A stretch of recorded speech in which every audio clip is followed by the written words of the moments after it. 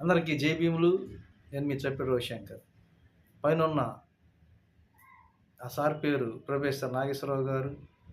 ఆయన గతంలో ఎమ్మెల్సీ కూడా చేసినారు. ఆయన రాజకీయ విశ్లేషకులు. ఆయన గత కొద్ది రోజుల క్రితం జనసేన పార్టీ అధినేత, ఆంధ్రప్రదేశ్ రాష్ట్ర ఉప ముఖ్యమంత్రి వర్యులు పవన్ కళ్యాణ్ గారు, అదేవిధంగా ఆ పార్టీ నాయకులు కొంతమంది కలిసి కేంద్ర హోంశాఖ మంత్రి అమిత్ షా గారిని కలిసి మాజీ ఆంధ్రప్రదేశ్ సీఎం జగన్మోహన్ రెడ్డి గారిని అరెస్ట్ చేయాలని చెప్పేసి వారిని కోరగా, రాజకీయాల్లో శత్రువులు ఉండరు, మిత్రులు ఉండరు అని చెప్పేసి వారితో చెప్పినట్టుగా ప్రొఫెసర్ నాగేశ్వరరావు గారు చెప్పారు. అయితే ఈ విషయమై ఆంధ్రప్రదేశ్ ఉప ముఖ్యమంత్రి గారు సీరియస్ తీసుకొని ప్రొఫెసర్ నాగేశ్వరరావు గారి మీద అరెస్టు చేపట్టడానికి వారి మీద కేసు కూడా ఆంధ్రప్రదేశ్ రాష్ట్రంలో కేసులు పెట్టినారు.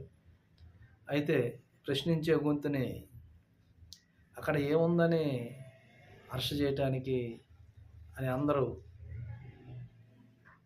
నవ్వుకుంటున్నారు.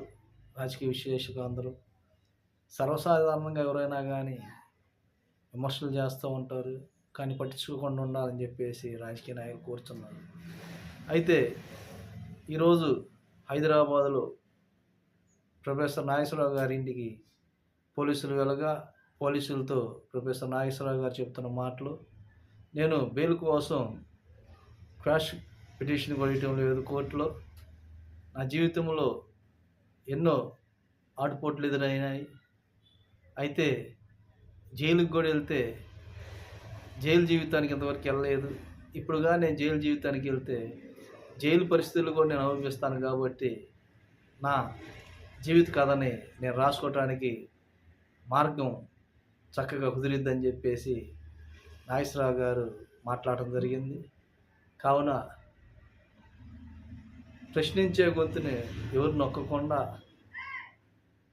మీకు ఇబ్బందికరమైన మాటలు మాట్లాడితే, తప్పుడు మాటలు మాట్లాడితే ఖచ్చితంగా వారిని అరెస్ట్ చేయండి, వారిని శిక్షించండి.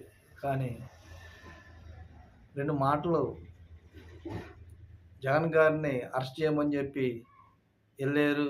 అయితే అక్కడ అమిత్ షా గారు ఈ విషయమై రాజకీయాల్లో శత్రువులు ఉండరు, మిత్రులు ఉండరు అన్నాను కాబట్టి అని చెప్పిన మాటకి ఆయన నాగేశ్వరరావు గారు నేను జైలుకి వెళ్తా కానీ అని చెబుతున్నాడు.